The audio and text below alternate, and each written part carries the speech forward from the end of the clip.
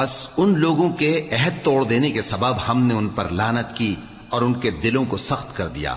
یہ لوگ کلمات کتاب کو اپنے مقامات سے بدل دیتے ہیں، اور جن باتوں کی ان کو نصیحت کی گئی تھی ان کا بھی ایک حصہ فراموش کر بیٹھے، اور تھوڑے آدمیوں کے سوا ہمیشہ تم ان کی ایک نہ ایک خیانت کی خبر پاتے رہتے ہو۔ سو انہیں معاف رکھو اور ان سے درگزر کرو۔ اللہ احسان کرنے والوں کو دوست رکھتا ہے۔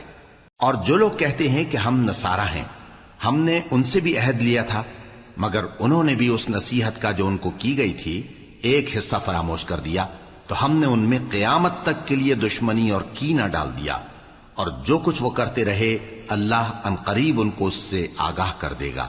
اے اہل کتاب، تمہارے پاس ہمارے پیغمبر آخر الزماں آ گئے ہیں کہ جو کچھ تم کتاب الہی میں سے چھپاتے تھے وہ اس میں سے بہت کچھ تمہیں کھول کھول کر بتا دیتی ہیں، اور تمہارے بہت سے قصور معاف کر دیتی ہیں۔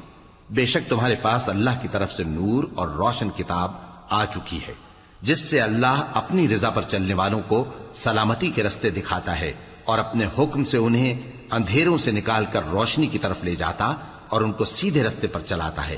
جو لوگ کہتے ہیں کہ اللہ جو ہے وہی مسیح ابن مریم ہے، وہ بے شک کافر ہیں۔ ان سے کہہ دو کہ اگر اللہ عیسیٰ ابن مریم کو اور ان کی والدہ کو اور جتنے لوگ زمین میں ہیں سب کو ہلاک کرنا چاہے تو اس کے آگے کس کی پیش چل سکتی ہے؟ اور آسمان اور زمین اور جو کچھ ان دونوں کے درمیان ہے سب پر اللہ ہی کی حکومت ہے۔ وہ جو چاہتا ہے پیدا کرتا ہے، اور اللہ ہر چیز پر پورا قادر ہے۔